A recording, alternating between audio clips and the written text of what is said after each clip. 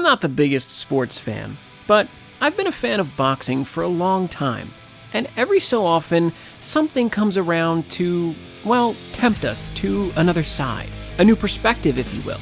And in anime, sports anime is probably one of the lowest ranked things I'm interested in. But this changes everything. In this box is a figure that I have long awaited and am somewhat afraid of. That's right, fight fans. Today, I will be looking at Makunouchi Ippo from Hajime no Ippo. And this is a figure from Orca Toys. And as you can see, the box notates it is the fighting pose damaged version. Now this would imply that there are multiple versions, and this is true. The other one is of Ippo fresh, ready to begin a fight, and instead of wearing his red trimmed trunks, he's wearing a blue trimmed pair, as well as matching blue boots. But for me, Ippo is best when he is, well, in the middle of a fight. All of the artwork inviting you to watch Ippo shows him beaten down, eyes swollen, face all blistered up, ready to finish a fight. This is when Ippo is at his best, as an underdog trying to slug it out and eat a flurry of fists so that he can really get through with that uppercut and win the battle. Hajime no Ippo is the best sports anime, and I will accept no arguments because you're just wrong. And in such, that was why I was able to stomach the fact that this figure had to ship separately in its own box. But rather than continue with introductions, let's punch our way through and open this figure to see if the fighting spirit is truly alive with Orca Toys. Inside, we have some handling instructions that actually tell you how to take this thing out and carefully remove it from the box. I don't believe this is the standard plastic that we're used to with figures, so I'm going to exercise caution. Inside of the box, there was a styrofoam brick.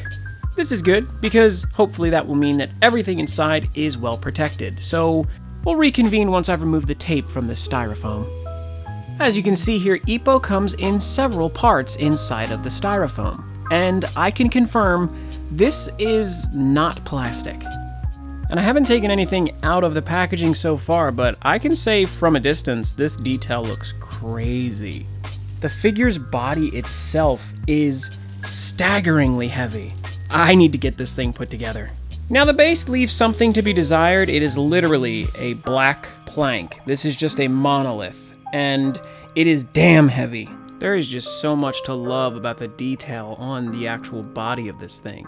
The muscles cut so deeply into the figure, all of the shading really just further accenting all of those amazing little cuts and recesses where the paint has just gone to fill and add that extra depth. And additionally, he does have scratches on his body because, of course, he's taken body shots, he's taken punches.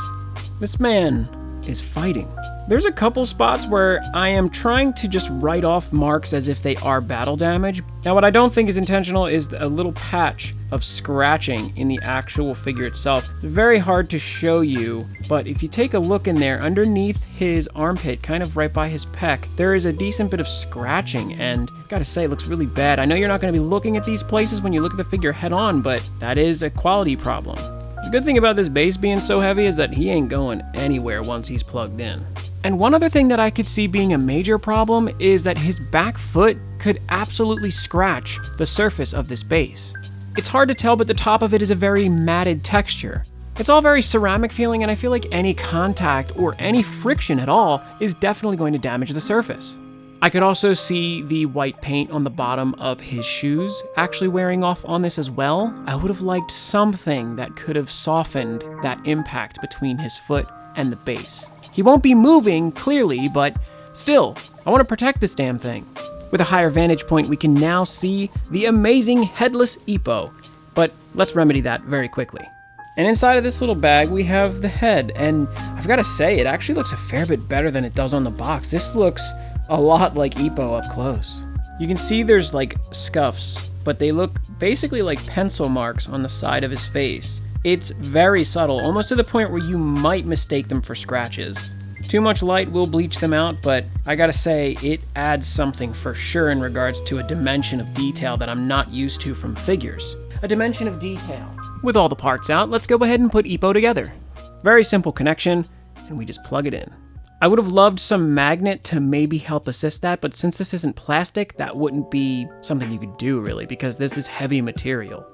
But I will say now with them all together, this is exciting. And with everything connected, the full picture of this figure is absolutely stunning. I don't think there would have been any way for me to be disappointed by this thing because of how few figures there are of Ippo out there. Hajime no Ippo is such a great, popular, and long-running series that is still going today. And despite this, there's really not very much merchandise. So, when they finally said they were making new figures, I was all on board. The price tag was a bit high, but I found myself saying, I don't care, I'm getting an Ippo figure. And if I were to buy one of the older figures, which I do believe are a fair bit inferior, because they're plastic, you can see mold lines, they're not quite as nice. They weren't sculpted recently, they weren't made with this technology that's being used to make this stuff today, and thus, I think this is a more definitive Ippo. I'm going to go into every bit of this figure up close, so let me stop rambling and get right up in his grill. Let's talk about his head overall, because one thing I've got to give props on is that hair sculpt. Ippo's hair is very real. This is a great way to balance realism with what he actually looks like in the manga and anime. I don't think they could have done a better job with sculpting his hair. It's very sharp, there are so many different points, and it all really just kind of makes sense. Those signature big chunky eyebrows and that one single opened eye are very reminiscent of the character that we fall in love with from episode 1. The face looks great. Zoomed out or close in, I don't think there's any weaknesses to this. Some people might not like the shading on the eye. As you can see in the white, there's actually some gray, and mine looks a little bit dirty as well. But still, it fits the theming of the way the show is drawn. This looks like it leapt right out of a manga panel. That closed eye looks so good. Because Ippo's drawing is very simple, it's kind of hard to make him look super realistic without making him look dumb and cartoony. Though the fact that he has a somewhat fluttered, sort of fluffed out eyelash looks really good, and it makes sense. The gash above his eye is another great detail that makes perfect sense, especially if you're a boxing fan. It has a great gradient between a bright red and that deep maroon that you'll see when you actually do see blood on a boxer. His nose poking out doesn't bother me in any way, it looks perfectly fine, and it does fit the theming of the show's drawing style. His mouth, a single slate of white, makes perfect sense because he's wearing a mouthpiece. With that little bit of tension showing the wrinkle at his lip, and of course all the scratches on his face, this face and head are pretty much perfect. And right beneath Ippo's head, we can see a very, almost too realistic chest and shoulders, and just so many recesses for muscle that some people will think is a bit ugly, but personally, this is damn good. You're not going to be all up in there looking at his skeletal structure. The way that the artist treats anatomy in Hajime no Ippo is almost painfully accurate, somewhat to its disadvantage, because this character is supposed to be like 14. Again, plenty of scratches on the body to signify that yes, he is in the middle of a war with another man who is just hitting him with gloved hands. And speaking of gloved hands, let's take a look at those bright red gloves right in front of his face. The signature peekaboo style that Ippo learns very early and adapts to incredibly well is shown wonderfully in his pose. His boxing gloves have an awesome amount of gradient between red, dark red, and of course there are accents of white where the taping is, and of course the lacing inside of the glove. They're boxing gloves. There's really not much to say here. They look perfectly fine, and I really appreciate all the small details like the creases in the leather of the glove itself. I could sit here and talk about Ippo's body all day, because damn, did they put way too much detail into how muscular he is. Or not even muscular, but the fact that they just got his anatomy so down. So instead, I'm going to go around to the back. Obviously, this isn't an area that you're going to be looking at a ton, but I will say this would be a crime for me to not talk about, because this anatomy is really nice, and the way that it's shaded and cut in is pretty much perfect. Ippo got a strong back, and some boxers break their backs. I broke my back. My back is broken. So let's go down from that beautiful back and take a look at his butt. No, not like that, you weirdo. His trunks. There's such a big amount of space that is really dominating the figure. But it makes perfect sense. Boxing shorts are pretty darn huge. Though I'm not here to talk about how cool boxing shorts do or don't look. These ones on him look incredibly accurate and really well done. From the waistband itself, you can see hundreds of tiny little lines that are making up the wrinkles for his waistband. And these aren't just flat white. There's white with a bluish-gray gradient that is being used to really detail how the light should be moving on this figure. This thing is not relying on natural light. The amount of detail put into the way this body was painted, the shorts alone, Orca Toys have really made a name for themselves with this. On the sides, we have some great design, as well as cuts in the actual physical form of the shorts, which would just be where the seams are, and his name. On the front of the left leg, we have a single footprint, as well as Ippo Makunouchi written in cursive. The foot is a signifier of the one step, or the first step, which is essentially what Ippo's name is a play on. It's incredibly motivational, and I'm not going to sit here and ruin it with a bad description in the middle of a figure review, but definitely watch this show. Back to that waistband again, we have Ippo across the front in classic boxing style. Looks really good.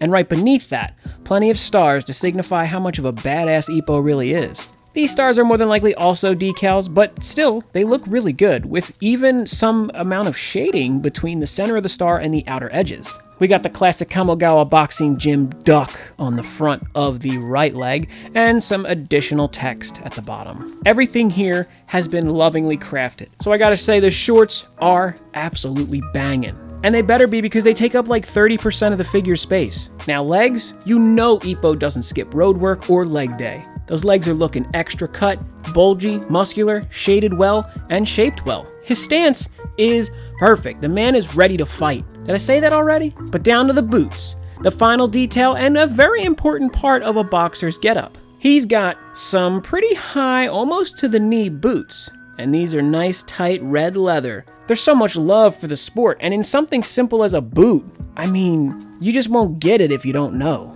The amount of detail is so good that when I'm looking at the laces, it almost feels like each lace is individually outlined with a darker blackish gray paint. That may actually be what was done here, in which case, these guys are crazy. These boots are pretty sick, actually. They're very great detail, and the fact that they're at the very bottom where this figure is connected to a very plain black base kind of does help. Still, there's so much physical embossing and cutting and creasing. There's just too much good detail on this figure for me to really properly go over. I'm sure I'm missing something, but overall, that's Ippo. He's on top of a big black base, he weighs probably 10 pounds, and damn is he nice.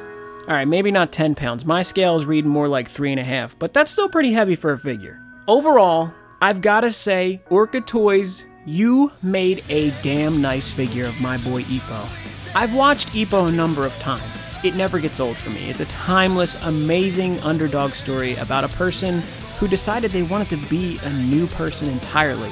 So he begins taking the steps to fix himself and just become something better, even though the person he was already great as it was. I have a very emotional attachment to this anime and to this character. So I have a very high standard for what I wanted from Orca Toys. But I'm gonna just go ahead and say it, they delivered. The worst thing I can say about this figure is the price. He's about $230. Though with that said, he is not a simple plastic statue. He has a ridiculous amount of detail packed into it. The figure is striking. It's clean. It looks so good. There are very minimal production flaws on this thing. With as much love for the sport of boxing as Morikawa put into the original Hajime no Ippo production, I will say that Orca Toys did their best in matching when creating this figure. This figure is perfect. It gets a 10 out of 10. This figure has punched its way into my heart, and I don't see myself getting rid of it anytime soon. After a sequence of body blows, it finished me with an uppercut that has sent me to heaven, saying, damn, that's a nice figure. As much as I've been tempted to buy the Blue Trunks version, I'm gonna let off, because I don't even really want to buy Takamura as well, because they're so expensive. Still, I'm happy to have this, and you're gonna love it too if you buy it. But what do you guys think? Was this figure as good as I made it out to be? Or did I talk it up too much because it's Ippo? Why don't you tell me in the comments below? And like the video, even if you don't care about Ippo, it just goes to show that you liked my video. So with that said, I'm going to link something on screen for you to check out. Make sure to click it even if you've already seen it. That helps me out. There's also a Hobby Link Japan link on screen as well, of which you could join up and go ahead and buy some figures so that I get a little bit of commission. I've also got a Discord, and I've got more videos on the way soon, so hang out, subscribe, and if you don't, I'll come punch your head in like Ippo. Thank you so much for watching, everybody. Have an amazing day, and keep on collecting.